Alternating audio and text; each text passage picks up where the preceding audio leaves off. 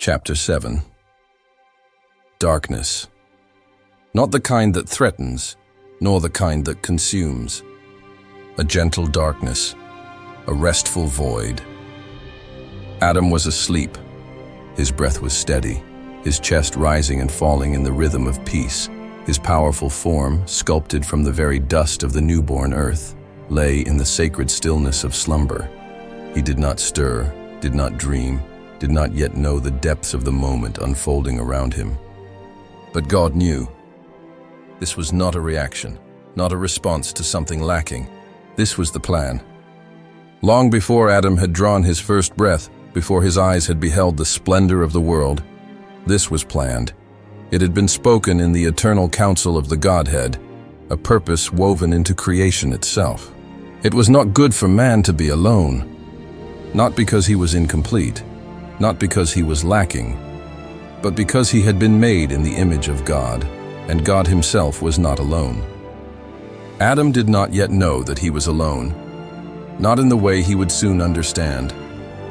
When his eyes first opened to life, the world had stretched before him in wonder, rich rivers winding through lush valleys, golden light cascading from the sky, trees bowing under the weight of their fruit, the air filled with the music of the creatures. Everything was new. Everything was his. And yet something had stirred in him, a quiet awareness, like the first breath of wind before the dawn. He had watched the creatures move in pairs, the lions side by side, the birds soaring in twos, even the smallest of insects drawn to one another in perfect design. And though he did not name the feeling, did not yet know what it was, the seed of recognition had been planted. There was no other like him. It was not an accident, not an oversight. It was design. Even when God would introduce him to the angels, when he would walk with them and speak with them, when he would learn from them, it still would not be enough. Not even the brilliant presence of Gabriel, not the wisdom of Cassiel, not the warmth of Raphael, not even the boundless energy of Selaphiel. None of them would be the answer to this need. Because this need was not one they could fill. It was not a flaw. It was not weakness. It was purpose. The one who had breathed life into him had woven it into his being from the very start. A need. Not a void, not a deficiency, but a calling. A space that even the presence of the Almighty would not fill. Not because God was lacking, but because he himself had crafted Adam's nature to desire something more. Not more than God. Never more than God. But something of God. A reflection. A counterpart. To be made in the image of God was to be made for love. A love that is not solitary but shared. A love that gives, that communes, that delights in another. A love that mirrors the divine itself. Could Adam have been content with God alone? Yes. But he had been designed for something greater. And so, the Almighty prepared his final, most beautiful gift, the completion of creation. And Adam slept, resting in the peace of one who did not yet know the depth of what he was about to receive.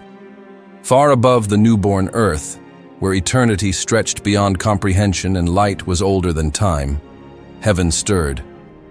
A current of divine expectation rippled through its golden streets, passing like a breeze through the gates of pearl, threading through the thrones of the elders and the halls of the celestial courts. The kingdom, though always vibrant, was now alive with something new, something unseen before, something awaited. The universe itself seemed to lean forward. The stars, ancient in their watch, pulsed in synchronized brilliance as if holding their breath. The celestial spheres resonated in melodies of hope, and the river of life which flowed from the throne shimmered with a quiet knowing. For they all understood the work was nearly finished, and soon introductions would be made. The sons and daughters of God, the ones who would bear his image, the new members of the eternal family. Gabriel, Cassiel, Raphael, and Selaphiel moved through the kingdom, their celestial forms shifting like living flames, their wings stirring the light around them. They had been chosen, not merely as warriors, nor just as messengers, but as representatives, the first to meet them, the first to walk among them, the first to welcome mankind into eternity. Will they be like us? Selaphiel mused aloud, adjusting the golden band around his wrist, the emblem of his rank. His copper-toned wings flared slightly as if eager to take flight. "Not quite," Raphael said, smiling, his emerald robes flowing with his movement. "But they will shine with a glory all their own." Cassiel, ever contemplative, traced his fingers along the golden card that bore the seal of the Almighty, his passport to the new world. These would allow them to pass between realms, to step from heaven's light into the fresh glow of the newborn earth. "We will walk with them," he murmured. "We will be their friends." Gabriel stood slightly apart, golden-robed and silent, his thoughts turned toward the throne. "They will be his reflection," he finally said, his voice carrying the weight of eternity. "And we will rejoice in them." Selaphiel grinned. "I shall teach them how to fight."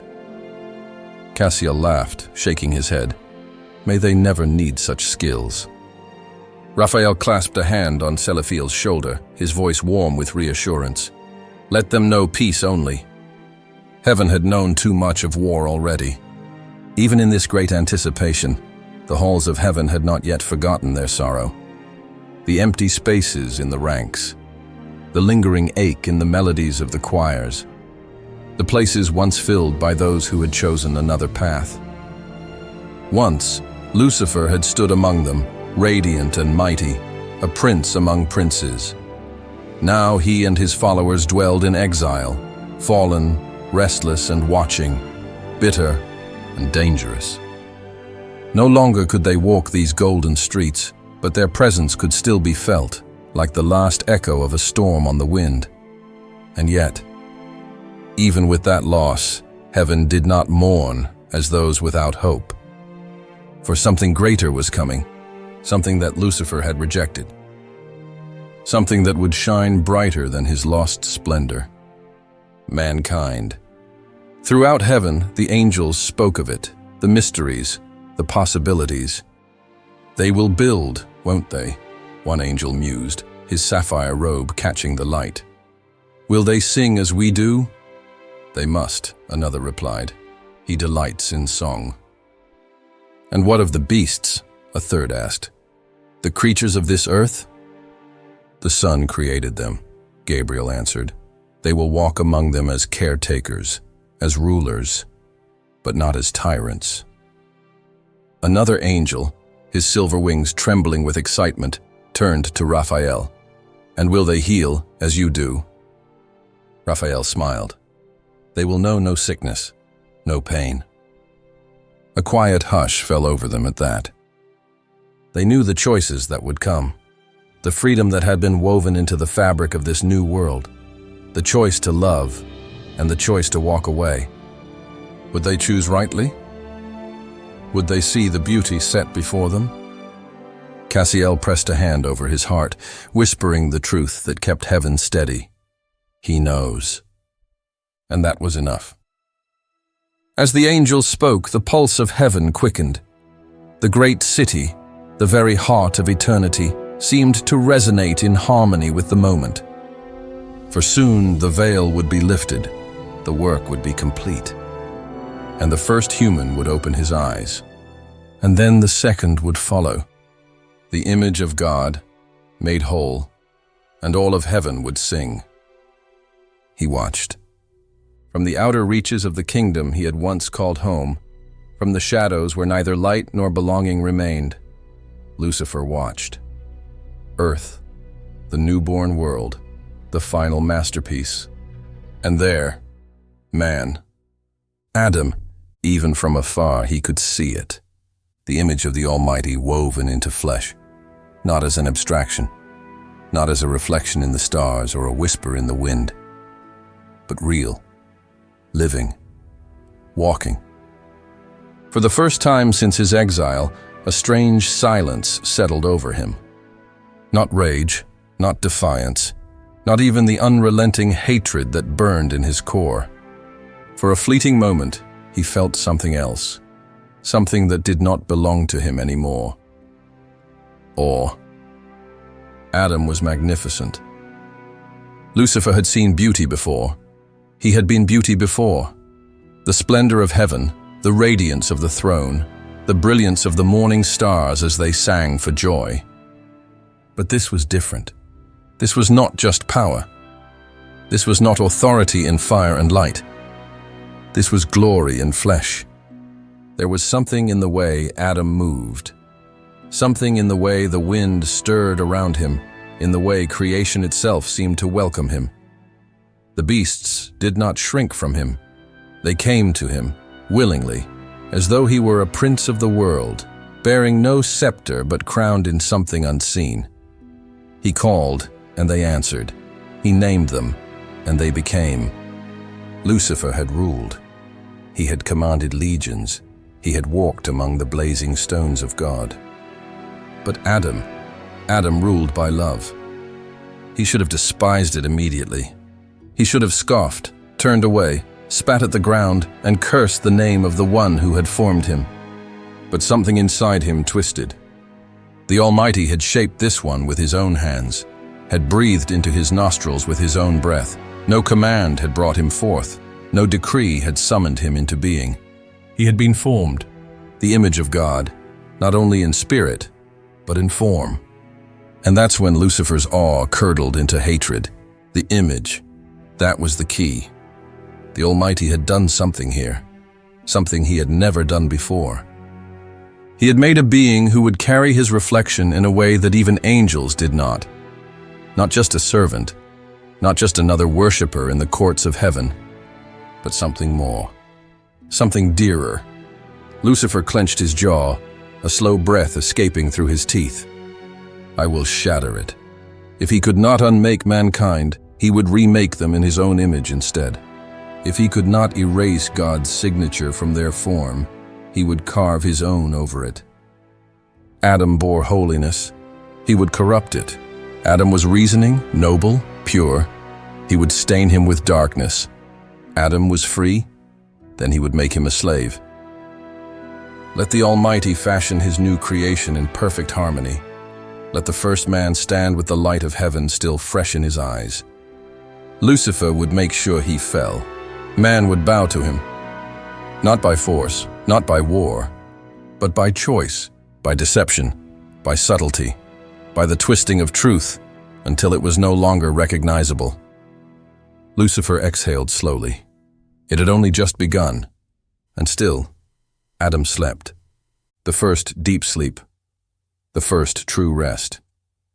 A hush fell over Eden, not the silence of emptiness, but of expectation. The rivers whispered their silver songs, weaving through the emerald hills, and the trees, tall and unshaken, swayed as though bowing to something unseen. Even the creatures, from the mighty lion to the smallest sparrow, paused in their roaming, their eyes lifting. Something was happening, something holy, something new, and the word of the Almighty moved, not in thunder, not in fire, but in intention. This would not be like before. No dust would be gathered, no earth would be molded. This time life would not be formed from the ground, but from something already living. From the man himself, from his very being.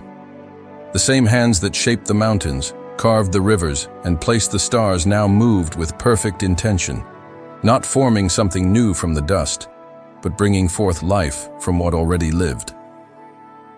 God reached for Adam's side, near his heart, and he took a rib, a piece of the man himself. Adam did not wake, did not feel what was taken. Yet from him, God was preparing to give a greater gift, a perfect companion, fashioned by his own hand. The rib rested in the hands of the Creator, and beneath his touch, it became more than it was. Bone stretched into form. Flesh knit itself together. Veins thrummed with life. A heartbeat, new yet familiar, pulsed in the hollow of her chest. And then, everything stilled. The rivers seemed to hush, the trees ceased their swaying, and the very air of Eden stood still. Even the heavenly host, watching from beyond the veil, held their breath. For the first time, a woman existed, yet she did not move. Not yet. Her form was complete. Her body was flawless. But she was not yet awake, not yet alive. For a single sacred moment, all of creation stood in waiting. Then, the breath of the Almighty rushed into her. It filled her lungs like fire and light, like music and morning. Her chest lifted. Her heart, silent for one last instant, began to beat. Her lips parted on her first exhale. Her body, once still, shivered as life coursed through her veins. Warmth spread through her limbs, and her fingers twitched, as if the mere sensation of existence was too vast to contain. And then, her eyes opened, light, not harsh, not blinding. A warmth that wrapped around her, golden and gentle, like the hands that had shaped her. She breathed again, deeper this time, and the air filled her lungs, rich and sweet, thick with the perfume of blossoms never touched by decay. Her heart sang, her very being trembling with the newness of it all. And yet, she was not afraid. Her gaze lifted, and she saw him, the one who had formed her. She did not yet know words, did not yet know speech, but she knew him. A warmth unlike anything she had ever felt filled her chest, pressing against her ribs until she thought she might burst from the sheer joy of it. Love. It radiated from him like light, wrapping her in a presence more real than the ground beneath her feet. She did not need to be told who he was. She knew. Her creator, her maker, her father, and she was his. She did not speak. She did not need to. Instead, her hands lifted, small, delicate, uncertain. And when he reached out, she placed her palm in his without hesitation. His fingers closed around hers. The first touch of love. The Son of God smiled, a smile that held the joy of eternity. His eyes beheld her not as something new, but as something long known. "Come," he said, and she followed. Her feet touched the earth for the first time, and the ground rose to meet her steps. The trees sighed in welcome, the rivers hummed their joy. The wind wove through her flowing hair, turning it into a crown of woven light. She did not know where she was going, but she knew who she was going to. Adam stirred. The breath of the Almighty still lingered upon him, warm and full of life. His chest rose, fell, his body awakening to a world more vibrant than ever before. And then, his eyes opened. But Adam did not look to the heavens. He turned and saw her, and in that moment, the world stood still. She stood before him, bathed in the light of a sun that had never known a storm. The wind wove through her hair, lifting the silken strands like rivers of flowing gold. Her eyes, deep, radiant, knowing, held him captive. There was something in them, something familiar, as though he had always known her. And yet, he had never seen her before. She was more than beautiful. She was breathtaking. She was his, not as possession, not as conquest, but as completion. His soul stirred within him, as if awakening to something it had longed for, something it had been waiting for without knowing it. She was the missing piece. His hand lifted, not trembling, but reverent. He touched his side, the place where she had once been a part of him. He had been whole before, but now he was complete. A breath caught in his throat as the words, unbidden yet undeniable, poured from his soul. Bone of my bone, flesh of my flesh. She blushed. Heat rose to her cheeks, warmth that had nothing to do with the sun above. A strange flutter stirred within her, something unspoken but known. This was him, the one she had been created for. Her heart, still so newly awakened, skipped a beat. She had never seen him before, and yet she recognized him, his face, his voice, the way he looked at her, as though she was the answer to a question he had not known he was asking. She felt the weight of his gaze, the reverence in it. She was adored. A warmth spread through her, deeper than the sun's light, deeper than the wind that played with her hair. She had been formed from him. She had come from him. And yet, she was her own. And now, standing before him, she chose him. Her lips parted. She did not yet know words, but she knew this. She smiled, and the garden exhaled with them. The wind wrapped around them in an embrace. The rivers sang louder. The very ground beneath their feet seemed to pulse with joy. Adam stepped forward, slow, cautious, as though afraid the vision before him would vanish. But she did not retreat. She watched him, expectant, radiant, waiting. And then, he reached for her. His fingers brushed against hers, light, hesitant, then firm, fingers intertwining as if they had always belonged together.